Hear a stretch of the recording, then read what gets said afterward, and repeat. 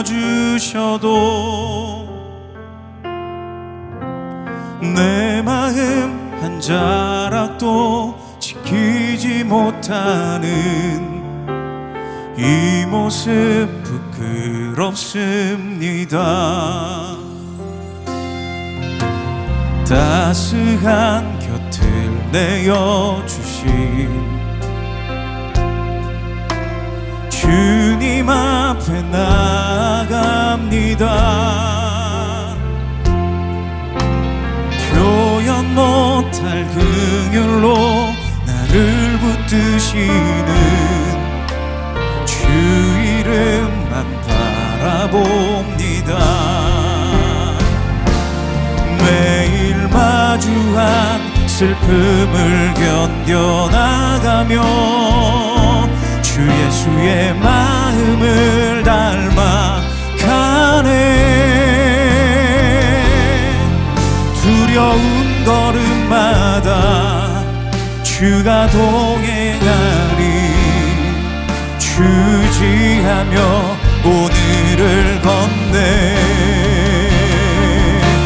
주의 신실한 소망을 깊이 담으며 주 예수의 풍요를 채워가네. 하나님의 자녀로 명예 지켜가며 깊어진 삶을 주께 드리네.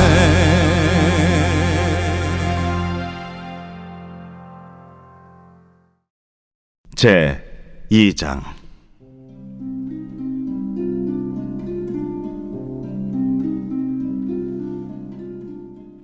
아모스의 아들 이사야가 받은 바 유다와 예루살렘에 관한 말씀이라.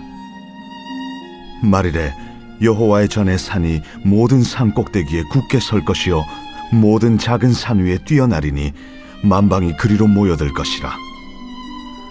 많은 백성이 가며 이르기를 오라 우리가 여호와의 산에 오르며 야곱의 하나님의 전에 이르자. 그가 그의 길을 우리에게 가르치실 것이라. 우리가 그 길로 행하리라 하리니 이는 율법이 시온에서부터 나올 것이요 여호와의 말씀이 예루살렘에서부터 나올 것임이니라. 그가 열방 사이에 판단하시며 많은 백성을 판결하시리니 무리가 그들의 칼을 쳐서 보습을 만들고 그들의 창을 쳐서 낫을 만들 것이며 이 나라와 저 나라가 다시는 칼을 들고 서로 치지 아니하며 다시는 전쟁을 연습하지 아니하리라. 야곱 족속아 오라 우리가 여호와의 빛에 행하자. 주께서 주의 백성 야곱 족속을 버리셨음은 그들에게 동방 풍속이 가득하며 그들이 블레셋 사람들 같이 점을 치며 이방인과 더불어 손을 잡아 언약하였음이라. 그 땅에는 은금이 가득하고 보화가 무한하며 그 땅에는 마필이 가득하고 병거가 무수하며 그 땅에는 우상도 가득하므로 그들이 자기 손으로 짓고 자기 손가락으로 만든 것을 경배하여 천한 자도 절하며 귀한 자도 굴복하오니 그들을 용서하지 마옵소서. 너희는 바위 틈에 들어가며 진토에 숨어 여호와의 위엄과 그 광대하심의 영광을 피하라.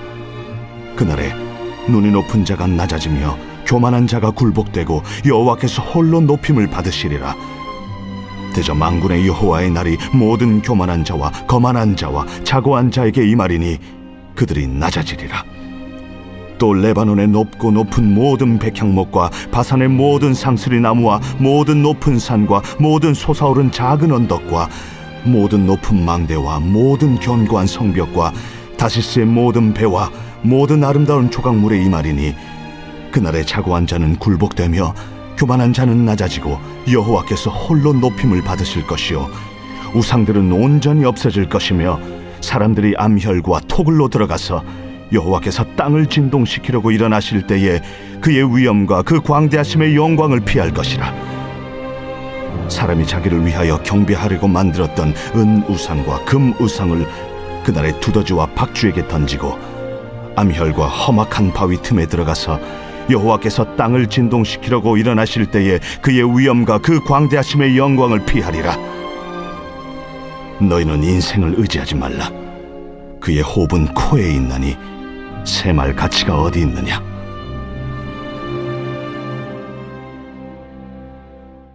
오늘 본문인 이사야 2장은 영광스러운 환상으로 그 막을 올립니다. 2절은 이렇게 선포합니다. 말일에 여호와의 전에 산의 모든 산 꼭대기에 굳게 설 것이요 모든 작은 산 위에 뛰어나리니 만방이 그리로 모여들 것이라. 여기서 말하는 말일은 하나님께서 구원의 뜻을 완성하시고 그분의 통치가 온 세상 가운데 온전히 드러나는 때를 의미합니다. 그날에 여호와의 전이 있는 시온산은 모든 산 위에 굳게 서게 될 것이라고 합니다. 자, 근데 실제 지형으로 볼 때 시온산은 그리 높고 웅장한 산이 아닙니다. 그럼에도 이 산이 높은 산 위에 뛰어나게 되는 이유는 그곳에 하나님이 계시기 때문입니다.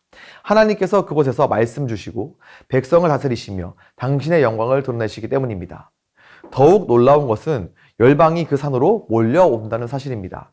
그들은 전쟁을 치르기 위해서가 아니라 여호와의 말씀을 배우기 위해 나옵니다.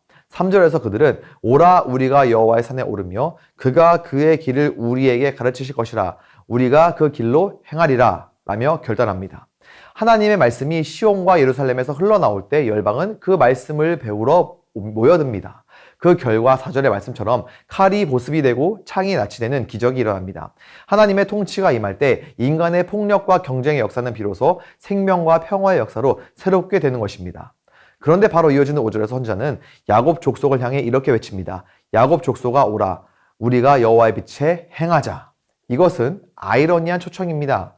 이방 나라들조차 하나님의 말씀을 배우러 시온으로 나아오는 환상이 펼쳐졌는데 정작 택함받은 백성인 야곱 족속은 그 빛에서 멀어져 어둠 가운데 있었기 때문입니다. 이는 오늘날 우리에게도 두려운 경고가 됩니다. 교회가 세상을 향해 빛을 비추어야 함에도 도리어 세상이 교회를 향해 너희가 정말 하나님의 빛 가운데 살고 있느냐고 반문할 수 있기 때문입니다. 하나님의 백성이 말씀을 맡았으면서도 말씀대로 살지 않는다면 세상의 빛이 되기는커녕 조롱거리로 전락하고 맙니다. 그래서 선지자는 우리가 여호와의 빛에 행하자라고 애타게 부르짖는 것입니다. 그렇다면 이스라엘은 왜 그토록 빛에서 멀어지게 되었을까요? 6절 이하에서 말씀은 야곱 족속의 죄악을 낱낱이 고발합니다. 7절과 8절을 보면은 그들의 땅에는 세 가지가 가득했습니다. 이는 한 개인과 사회가 어떻게 타락해 가는지를 보여주는 명확한 흐름입니다. 먼저 은금과 보화를 추구하는 탐욕입니다. 더 많이 가져야 하고 더 벌어야 인정받는다고 믿습니다. 다음으로 마필과 병거를 의지합니다. 자신이 쌓아 올린 부를 지키기 위해 물리적인 힘과 권력, 방어막을 찾습니다. 이는 권력을 의미합니다. 그리고 마침내 우상 숭배의 늪에 빠집니다. 부와 힘을 허락하신 하나님보다 부와 힘 그 자체를 더 사랑하게 되는 것입니다.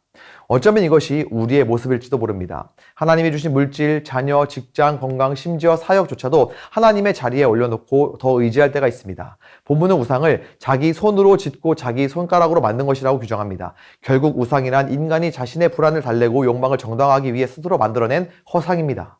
겉으로는 돈과 성공을 숭배하는 것 같지만 그 이면에는 돈을 통해 안전해지고 싶은 성공을 통해 인정받고 싶은 자기 자신을 숭배하는 마음이 자리 잡고 있습니다. 즉 우상 숭배의 본질은 하나님을 떠난 지독한 자기 숭배입니다. 인간의 마음은 결코 중립지대에 머물지 않습니다. 하나님을 예배하지 않는 마음은 반드시 다른 무언가를 예배하기 마련입니다. 그래서 하나님은 여호와의 날을 예비하십니다. 12절은 대저 만군의 여호와의 날이 모든 교만한 자와 거만한 자와 자고한 자에게 이 말이니 그들이 낮아지리니 라고 선언합니다. 이 날은 인간이 새로운 질서가 영원할 것 같고 교만한 자가 승리하는 것처럼 보이는 세상 속에 하나님께서 결정적으로 개입하셔서 일어난 날입니다. 그날에는 모든 것이 제자리로 돌아갑니다. 하나님이 아닌 하나님 노릇하던 자리를 잃게 됩니다. 인간이 스스로 높인 상징들, 레바논의 백향목, 바산의 상수리나무, 견고한 망대와 다이스의 배들, 이 모든 것들이 모두 낮아지고 오직 여호와 하나님만 홀로 높임을 받으실 것입니다. 오늘날로 치면은 돈, 학벌, 지위, 성공, 사람들의 인정과 같이 우리가 이 정도면은 내 인생은 흔들리지 않는다며 쌓아 올린 모든 안전 기제가 무너지는 것입니다. 하지만 우리는 기억해야 합니다. 하나님께서 우리의 우상을 낮추시는 것은 우리를 파멸시키기 위함이 아니라 우리를 살리시기 위함입니다. 우리가 붙들고 있는 거짓 신들을 흔들어 깨우지 않으시면 우리는 그것이 생명인 줄 착각하며 끌어안고 있다가 결국 함께 무너질 수밖에 없기 때문입니다. 때로 하나님께서 우리가 지나치게 의지하던 돈과 관계와 계획과 사람들의 인정을 흔드실 때가 있습니다. 그때 우리는 스스로에게 주님, 제가 이것을 하나님보다 더 높이고 있었습니까? 라고 물어야 합니다. 하나님 우리가 어둠 속에서 쥐고 있던 가짜 빛들을 꺼트리심으로써 비로소 우리를 참된 여호와의 빛 가운데로 인도하십니다. 20절을 보면은 여호와의 날이 임할 때 사람들은 그토록 아끼며 자신을 지켜줄 거라 믿었던 은금 우상들을 두더지와 박쥐에게 내던져 버립니다. 심판의 날 앞에서 돈과 성공, 사람의 평가는 우리를 죽음과 죄책감으로부터 구원해 줄 수 없는 무거운 짐에 불과하다는 사실이 폭로되기 때문입니다. 그래서 이사야는 22절에서 결론적으로 권면합니다. 너희는 인생을 의지하지 말라. 그의 호흡은 코에 있나니 샘할 가치가 어디 있느냐. 우상을 의지하는 것은 결국 인간의 손과 욕망을 의지하는 것과 같습니다. 그러나 인간의 생명은 코끝에 매달린 한 줌의 호흡에 불과합니다. 아무리 위대한 사람도 숨을 거두면 그만입니다. 그러므로 사람은 우리가 사랑하고 섬겨야 할 대상이지 내 영혼의 궁극적인 안전을 맡기고 의지할 구원자가 될 수 없습니다. 그렇다면 우리는 과연 스스로의 의지와 노력만으로 우상을 버리고 교만을 꺾으며 여호와의 빛 가운데 걸어갈 수 있을까요? 우리는 우상이 헛되다는 것을 알면서도 다시 우상을 만들고 사람을 의지하면 안 된다는 것을 알면서도 다시 평가에 얽매이는 연약한 존재들입니다. 그렇게 이사야의 경고는 단지 앞으로 더 잘해라라는 윤리적 명령에 그치지 않고 우리를 필연적으로 그리스도의 십자가의 은혜로 이끌어 갑니다. 우리의 마음은 끊임없이 세상의 은금과 성공을 향해 아래로 내려가며 스스로를 높이려 하지만 가장 높으신 하나님의 아들 예수 그리스도께서는 우리를 구원하시기 위해 종의 형체를 입으시고 십자가에 죽기까지 철저히 낮아지셨습니다. 인간은 스스로 높아지려다 심판 아래에 비참하게 낮아지지만 죄인을 위해 스스로 낮아지신 예수님은 하나님에 의해 만유의 주로 지극히 높임을 받으셨습니다. 그러므로 그날에 오직 여호와께서 홀로 높임을 받으시리라는 말씀은 심판의 경고인 동시에 참된 왕이신 그리스도만이 영광을 받으신다는 복된 복음의 선포입니다. 우리가 붙들던 우상은 우리를 구원하지 못하지만 우리를 위해 낮아지시고 부활하여 높임을 받으신 예수 그리스도는 우리를 능히 구원하십니다. 사랑하는 성도 여러분, 오늘 우리의 우상을 단순히 나의 의지력으로만 내려놓으려 하지 않았으면 좋겠습니다. 십자가에 달리신 그리스도를 바라보아야 합니다. 그분 앞에 설 때 우리의 교만은 용서받고 우상은 힘을 잃으며 두려움은 눈 녹듯 사라질 것입니다. 코끝에 호흡이 있는 인생은 우리의 하나님이 될 수 없지만 우리를 위해 죽으시고 부활하신 예수님은 우리가 영원히 의지할 참된 주님이십니다. 오늘 이 새벽 우리가 움켜쥐고 있던 은금과 병거, 스스로 만들어낸 우상들을 십자가 앞에 겸손히 내려놓기를 소망합니다. 스스로 높아지려는 인간의 교만은 무너지지만 우리를 위해 낮아지신 그리스도만이 우리를 우상에서 건져 여호와의 빛 가운데 걷게 하실 것입니다. 부활하신 왕 예수 그리스도 안에서 오늘도 참된 여호와의 빛 가운데로 힘차게 걸어가는 저와 여러분이 되기를 우리 구주 예수 그리스도의 이름으로 간절히 축원합니다. 이 시간 함께 기도하시겠습니다. 먼저 기도하실 때 주님, 우리의 불안을 달래기 위해 스스로 만들어낸 숨은 우상을 십자가 앞에 모두 내려놓게 하소서. 스스로 높아지려는 자기 숭배의 마음을 회개하오니 오직 나를 위해 낮아지신 예수 그리스도만을 내 삶의 참된 왕으로 모시고 의지하게 하옵소서. 아멘. 두 번째로 굳게 믿었던 계획이나 관계가 흔들릴 때 좌절하지 않고 도리어 우리가 하나님보다 더 의지했던 것들을 깨닫는 은혜의 시간이 되게 하사 영원히 흔들리지 않는 부활의 주님만을 굳게 붙들게 하소서. 아멘. 마지막으로 세상에 헛된 가치를 줬던 걸음을 돌이켜 우리 모임이 서로의 연약함을 품어주고 기도로 세워주는 안전한 피난처가 되게 하소서. 아멘. 함께 기도하시겠습니다.